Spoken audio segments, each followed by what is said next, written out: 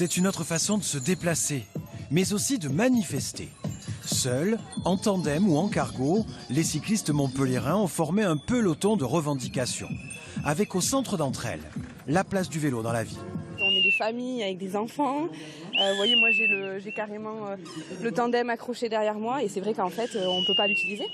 On peut pas l'utiliser. Moi dès que je sors avec mon fils, j'ai peur en fait qu'on se fasse renverser. Il y a des accidents tous les jours.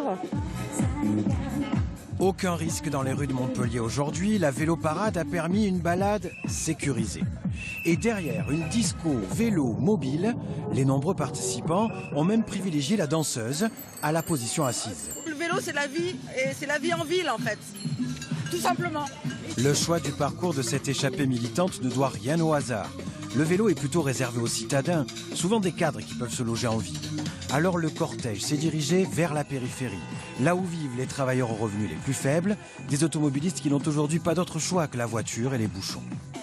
Il y a une véritable prise en compte du vélo comme moyen de déplacement, mais nous on a envie que ça aille plus vite et encore plus loin.